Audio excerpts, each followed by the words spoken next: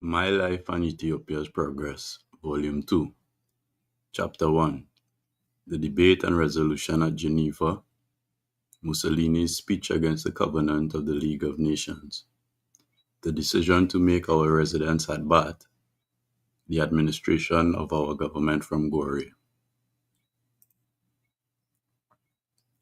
We were present at the 16th General Assembly of the League of Nations of Sene 23, 1928, which is June 30th, 1936 in the Western calendar, to explain the fascist invasion of our country and the atrocities perpetrated on the people. The next day, Sene 24th, which is July the 1st, while the Assembly continued its deliberations, all the small nations that had placed confidence in the protection of the League was supposed to provide were displeased at the backsliding exhibited in the treatment of Ethiopia's case, and some delegates openly criticized the League for deserting its fundamental objective. The Swedish envoy detailed the failure of the League suffered as a result of its inability to save Ethiopia, and presented the opinion of the Swedish public. The Irish envoy, Mr. de Valera, on his part, expressed his bitter grief. The envoy to New Zealand, Sir James Parr, voiced his painful feelings of despair, proposed placing heavy sanctions on Italy, and explained at length New Zealand's readiness to go along with other members of the League of Nations in this respect, should the majority decide as such. The Chinese envoy, Dr. Wellington Koo, pointed out that the League helped foment this present crisis because it had refrained from condemning Japan.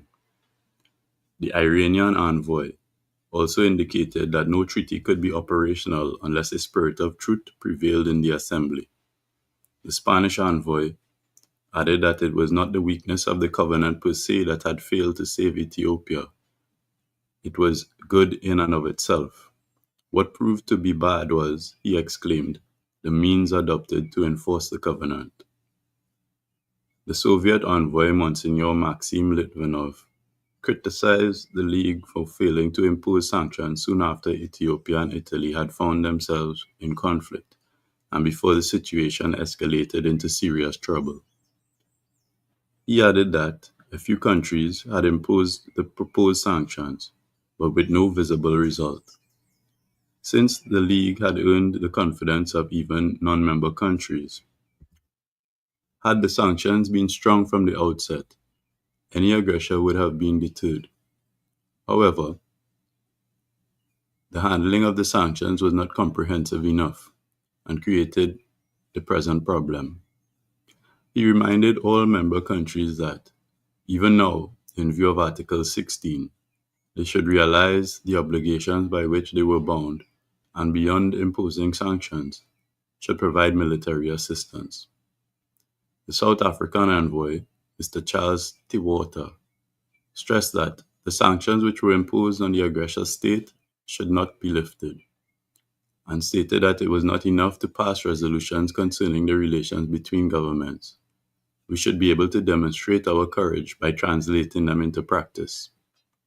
If we violate the resolutions we pass and do not put them into practice, would not it be better for the members' countries to give up their collective efforts altogether?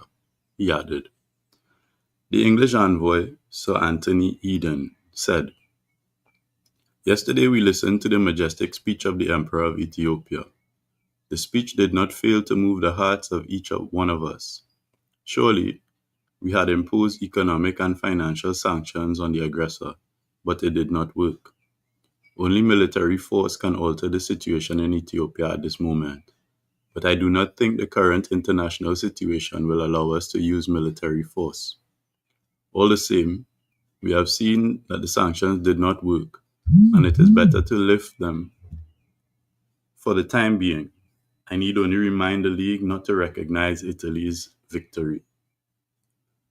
The Canadian envoy, Mr. Vincent Massey, stated that Canada had imposed the proposed sanctions on Italy, but suggested the economic sanctions be lifted since they were not strong enough, and since their continuation would not be of any value in bringing about the desired result.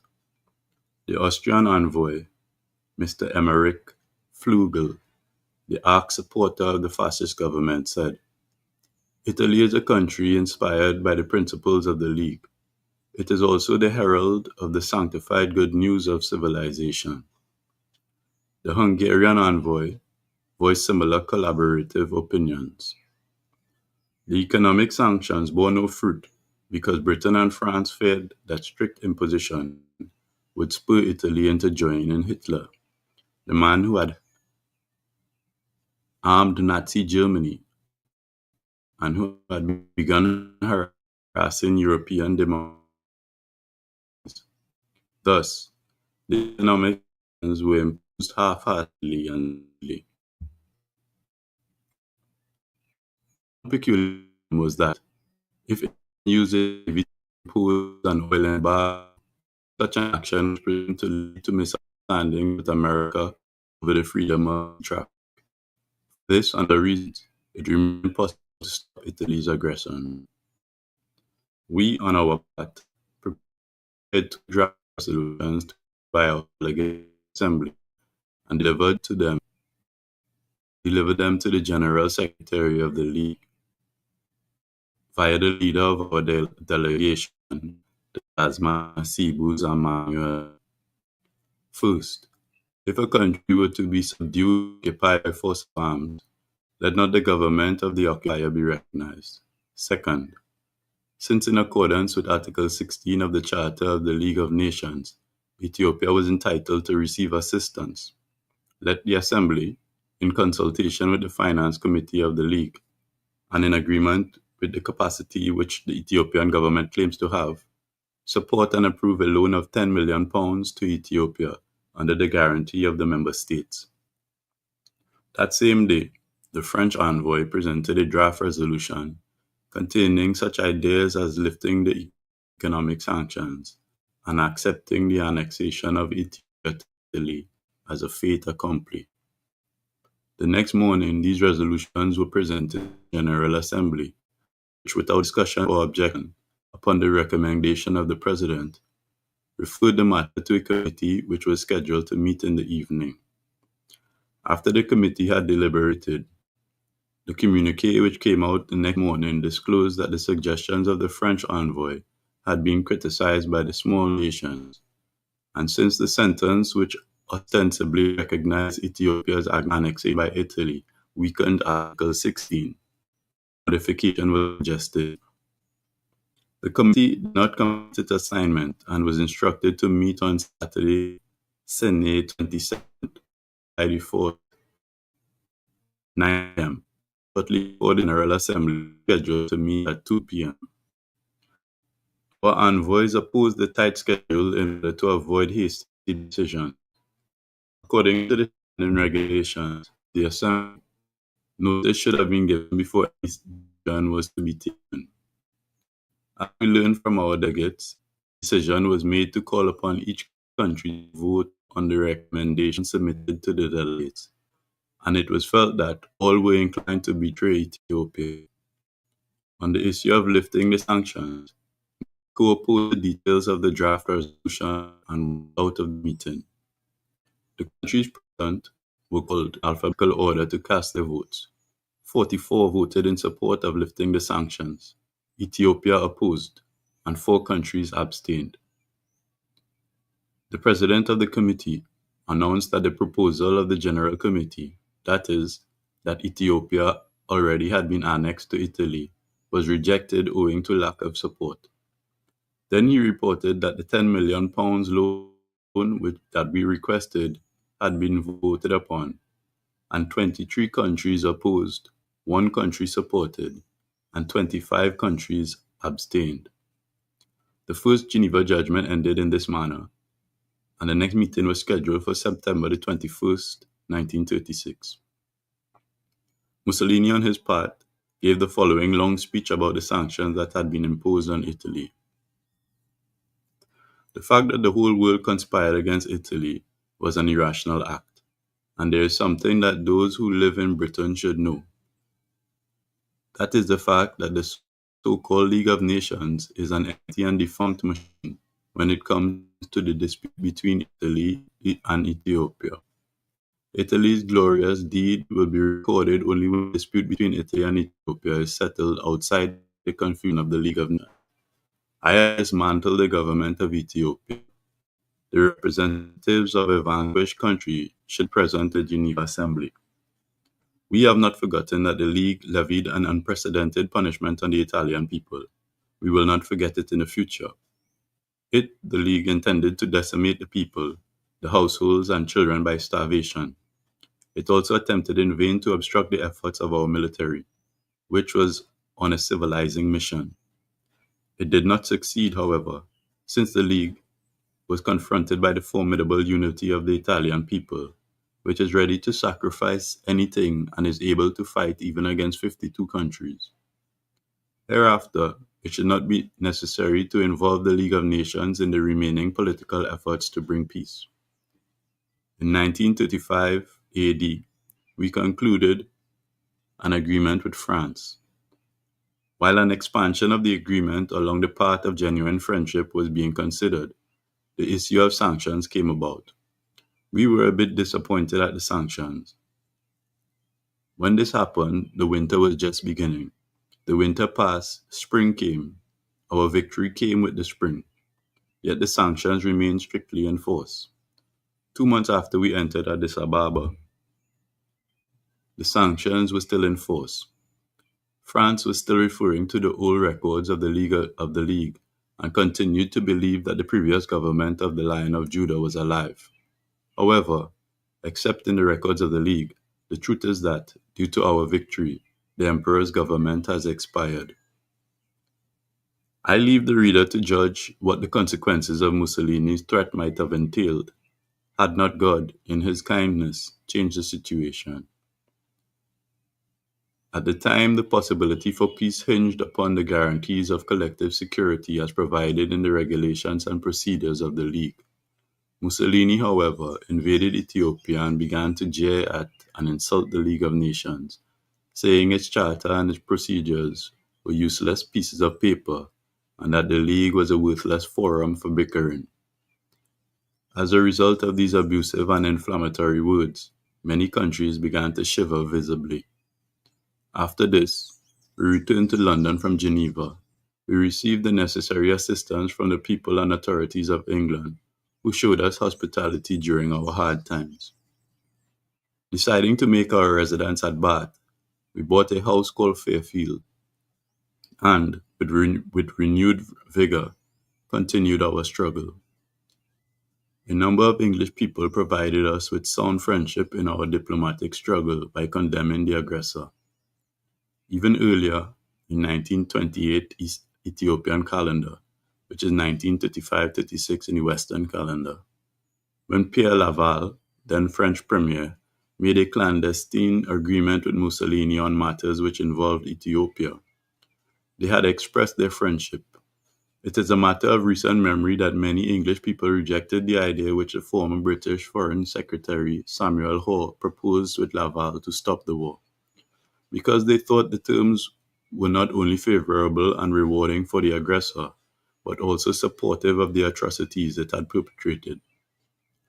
Later, the majority of the people did not hold back from supporting and sympathizing with us in our struggle. Initially, an organization named the Abyssinia Association was set up and began functioning to make financial contributions to Ethiopian refugees in order to help them in their daily needs. Under the editorship of Miss Sylvia Pankhurst, a weekly newspaper entitled New Times and Ethiopia News was established and published every Saturday. This newspaper helped us loudly to voice Ethiopia's woes and to capture a worldwide audience. Its service was so great that we would never forget the good deeds of Mrs. Sylvia Pankhurst. When we went to England and lived there, we relied on God and counted on the assistance of the English people and did not need any protector for our life. Our faith in God was firm, and our belief remained certain that one day, in his righteous judgment, he would bestow victory on us. Although we were the leader of 15 million people, to achieve the goal of our mission, we used to appear in various places where many people were gathered to explain about the yoke of misery that had fallen on my country and people. While on the one hand, we were doing things such as this, on the other hand, we had to transmit instructions to Ethiopia regarding the administration of our government. When we left Ethiopia, we had ordered Bitwooded Wolde Sadiq to go to Gore to maintain order and to manage the work of our government, and he had already started his work. After we reached England, however, on learning that Ras Imru was in Gore, we appointed him as our chief representative and commander of the army, and Bitwooded Wolde Sadiq as prime minister to lead the country, and sent the following instructions to both of them. To Ras Imru, as we informed you in our previous letter, if we, in God's provision, secure money and arms, we believe that our objectives will be rehabilitated. Nevertheless, at all times, be it during peace or war, as a leader is necessary in Western Ethiopia and in the lands not yet occupied by the Italians, you will be our chief representative and commander of the army. We authorize you to use the revenue from the area according to your discretion, and let the proclamation be announced soon and the work be started immediately. Set up the 12 ministries of government to start the work. To assist you in this work, Fitarari Tafese Habte Mikael, Kenyazmach Belhu, Azaj Kebede, and Ato Dababeru have been sent out. Assign people like Gerazmach Mesfin, Kelemewok, and Blatter Deresa to be in charge of the ministries. This is only a suggestion because we do not have the list of all the noblemen and workers currently with you, so do whatever seems useful to you. However, let Bitwooded Wolde Sadiq be the Prime Minister and lead the work. We have sent a similar letter to him. Haile the 12th, 1928 AD, which is July the 19th, 1936 in the Western calendar. To Bitwooded Wolde Sadiq, as we have informed you in detail in the other letter we had written you, we have made a point to be present at the September Assembly of the League of Nations and have begun preparations to secure arms and loans from Europe. In Western Ethiopia, which the enemy has not yet occupied, we have ordered Ras Imru to be our chief representative, and you to take up the work of the Prime Minister and together with him, do whatever it is in your capacity for the liberation of Ethiopia, for our flag and our religion, and envisage ways in which the enemy may be stricken and Ethiopia's independence restored. Haile the 12th, 1928 AD, which is July 19th, 1936 in the Western calendar.